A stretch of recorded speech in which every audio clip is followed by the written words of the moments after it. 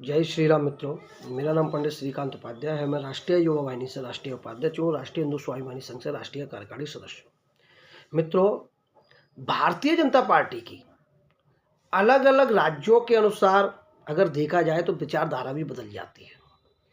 अब एक दिल्ली का ही हालिया एक मामला है जो काफ़ी सोशल मीडिया पर वायरल है, और सबसे अहम चीज़ है कि आखिर भारतीय जनता पार्टी को अपनी विचारधारा से समझौता क्यों करना पड़ा। सबसे बड़ी चीज़ आप देखिए कि दिल्ली विधानसभा है, जिसमें एक कोंडोली विधानसभा है, जहां पर प्रियंका गौतम हैं, उनको टिकट दे दिया गया है भारतीय जनता पार्टी से। यह वही प्रियंका गौतम है जिन्होंने मनुस्मृति जलाने वालों का समर्थन किया था। वह कई वर्षों से यह ब्राह्मणों पर, हिंदू देवी देवताओं पर टिप्पणियां कर रही थी, और यह आम आदमी पार्टी की सक्रिय कार्यकर्ता व सक्रिय नेता थी। दिसंबर तक भारतीय जनता पार्टी व हिंदू देवी देवताओं, हिंदुओं सहित सभी की आलोचनाएं करना इनका मुख्य पेशा था। लेकिन आज वह भारतीय जनता पार्टी की सदस्य बनती हैं और उन्हें कोंडोली विधानसभा है, उसमें उन्हें टिकट दे दिया जाता है। मेरी समझ नहीं आता, कभी दिलीप मंडल जैसे लोग जो पूरे दिन हिंदू देवी देवताओं को, ब्राह्मणों को, भाजपा को गरियाते थे, आज भाजपा के सहयोग से वह उच्च पद पर बैठे हुए। अब ये मंडल जैसे लोगों को हमने जब स्वीकार किया तो आज उसी की स्थिति है कि ये मनुस्मृति जलाने वाले के जो समर्थक हैं वो भारतीय जनता पार्टी के प्रत्याशी बन रहे हैं। अब आप समझ सकते हैं उनकी विचारधाराएं क्या रही होंगी और वह कैसे विधानसभा जाके और क्या उनका दायित्व रहा होगा।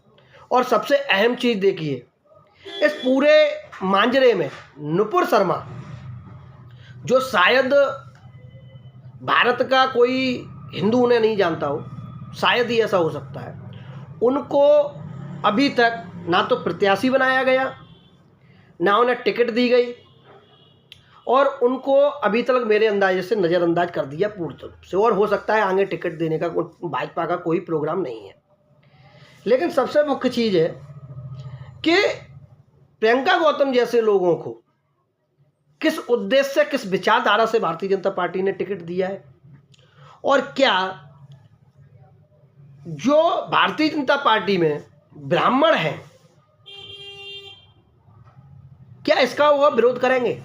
मुझे नहीं लगता वो विरोध करेंगे, और अगर करते तो शायद टिकट नहीं मिलता। आज के टाइम पे जो भारतीय जनता पार्टी की जो विचारधारा बनती जा रही है, वह विचारधारा ये है कि जो लोग उन्हें गरियाते हैं, जो लोग हिंदुओं को गरियाते हैं, जो हिंदू संस्कृति को गरियाते हैं, जो हिंदू देवी देवताओं को गरियाते हैं, जो हिंदुओं के धार्मिक और सांस्कृतिक जो ग्रंथ हैं उनको फाड़ने वालों का समर्थन करते हैं, उनको टिकट या पद बड़ी आसानी से मिल रहा है।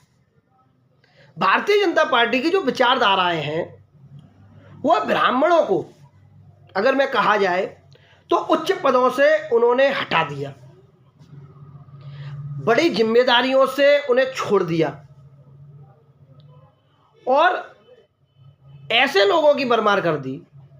कुछ चुनिंदा जो ब्राह्मण हैं, जो चमचागिरी में मसरूफ हैं, वह आज ब्राह्मणों के चेहरे बने हुए बैठे हैं, लेकिन वह ऐसे प्रकरणों पे नहीं बोलेंगे। मेरे तो यह समझ नहीं आया कि भारतीय जनता पार्टी बार बार अपनी विचारधारा को बदल रही है। कभी भारतीय जनता पार्टी के विधायक योगी जी के विरोध करते हैं, उनके कार्य में दिखाते हैं कि जैसे यह नाइंसाफी कर रहे हैं। कभी कुछ लोग कहते हैं कि योगी जी भारतीय जनता पार्टी के हिस्सा नहीं है। अगर ऐसा है तो मैं मानता हूँ योगी जी भारतीय जनता पार्टी के हिस्सा रहे हों या ना रहे हों, वह हमारे आदर्श हैं। हम योगी जी को आदर्श इसलिए मानते हैं क्योंकि हमें पता है कि वह पूर्ण रूप से हिंदू संस्कृति के लिए समर्पित है। एक समय था जब भारतीय जनता पार्टी में जो उच्चाधिकारी बैठे हुए थे, उच्चाधिकार पदों पर थे, वह हिंदू संस्कृति को समझते थे, वह उन लोगों से दूर रहते थे जो लोग हिंदू संस्कृति का अपमान करते थे। लेकिन आज ऐसा नहीं हो रहा है, और मुझे लगता है कि इस चीज़ को नरेंद्र मोदी जी को, अमित शाह जी को, जेपी नड्डा जी को देखना चाहिए कि आखिर ऐसा कैसे हो रहा है कि दिलीप मंडल जैसे लोगों को आप पद दे रहे हैं, प्रियंका गौतम जैसे लोगों को आप टिकट दे रहे हैं, जो हिंदुओं को विघटन करने के लिए, भारतीय जनता पार्टी को हराने के लिए कल तक प्रचार कर रहे थे। अगर आप इनकी दिसंबर में कई पोस्ट हैं तो इन्होंने डिलीट मार दिए, प्रियंका गौतम ने। अगर आप इनकी दिसंबर के कुछ सोशल मीडिया एक्टिविटी आप देखेंगे तो आपको लगेगा कि भाजपा के लिए इतना जहर था, हिंदुओं के लिए इतना जहर था। वो व्यक्ति क्या 1 या 2 दिन में बदल जाएगा? नहीं बदलेगा। और जिस प्रकार यह सब हो रहा है, यह दुखदाई है।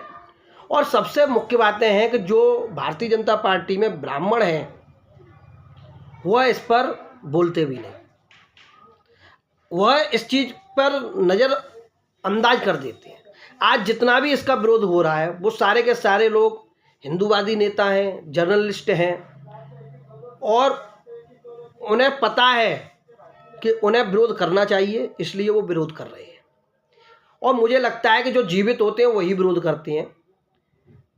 भारतीय जनता पार्टी हम जैसे कट्टर हिंदूवादी नेताओं के समर्थन पर बनी है। अगर हमारी और उनकी बार बार हमारी और उनकी अगर विचारधारा अगर मेल नहीं खाती है तो इससे धीरे धीरे भारतीय जनता पार्टी को ही नुकसान होगा। अगर ऐसे प्रियंका गौतम, दिलीप मंडल जैसे लोग अगर भारतीय जनता पार्टी का हिस्सा बनते जा रहे हैं तो मुझे लगता है कि बहुत जल्द भारतीय जनता पार्टी की जो स्थितियां हैं वह अन्य पार्टियों जैसी हो जाएंगी। आज अगर हम कांग्रेस, सपा, बसपा का अगर समर्थन नहीं करते तो कहीं ना कहीं विचारधारा की कमियां हैं। कोई वह अगर हमारी विचारधारा के होते तो आज हम उनका भी समर्थन कर रहे होते। हम भाजपा का अगर समर्थन करते हैं, भाजपा को अगर हिंदू, मैंने तो यहाँ तक देखा है कि हिंदूवादी बात करने का मतलब जो अभी भारत में चल रहा है वो भाजपा है। मतलब आप अगर हिंदुओं का पक्ष रखते हैं तो लोग कहते हैं ये भाजपा ही है, लोग कहते हैं ये भाजपा की बात बोल रहा है। तो सोचिए, जब हिंदुत्व की बात करने वाले लोगों को भाजपा ही बना दिया जाता है तो आज उस भाजपा को क्या हो गया? क्या उस भाजपा को ये लगता है कि जो उसका मूल वोटर है वो उससे पिछड़ रहा है? क्या भाजपा को लगता है कि प्रियंका गौतम जैसे लोगों को पार्टी से टिकट देने से भाजपा का मत बढ़ जाएगा? मेरी तो ये समझ ही नहीं आ रहा कि भाजपा का जो कार्य करने का इस टाइम पे जो फिलॉसफी है वो किस तरीके की उन्होंने बना रखी है, और क्यों वह ऐसे लोगों को टिकट देते हैं, नुपुर शर्मा जैसी बहनों को नज़रअंदाज करते हैं। ऐसे क्या मजबूरी है? अगर इस चीज़ का उत्तर अगर उनके पास हो तो वो अवश्य बताएं। और मेरा मानना है कि उन्होंने जो ये टिकट दिया है वो गलत है। आपको भी अगर लगता है ये टिकट गलत है तो आप इस वीडियो को शेयर करें, अपनी पोस्ट से अपने सोशल मीडिया एक्टिविटी पे डालें। और अगर आपको नहीं लगता है तो कोई बात नहीं है, क्योंकि चरण वंदना करना मुझे आता नहीं। मैं जो भी बोलता हूँ साफ बोलता हूँ, खुलकर बोलता हूँ, अच्छा बोलता हूँ या बुरा बोलता हूँ ये आप डिसाइड करेंगे। लेकिन जो भी बोलता हूँ वो अपने लिए नहीं बोलता, वो सभी सर्व समाज के लिए बोलता हूँ। मैं हिंदुओं के लिए बोलता हूँ। मुझे ये समस्या नहीं है कि आज उच्च पदों पर ब्राह्मण नहीं बैठा भाजपा में, ये मुझे समस्या नहीं है। लेकिन ये मुझे समस्या है कि जो हमारे देवी देवताओं को गालियाँ देता है, जो हमारे सांस्कृतिक ग्रंथों को जलाता है, और आप उसको समर्थन करने वालों को अगर टिकट देते हैं तो ये मेरी दिक्कत है, ये मेरी समस्या है। इस पर मैं बोलूँगा, ये मेरा अधिकार है। और आपको भी लगता है आपका अधिकार है तो आप बिल्कुल इस वीडियो को शेयर करें। धन्यवाद। जय श्री राम, जय भारत।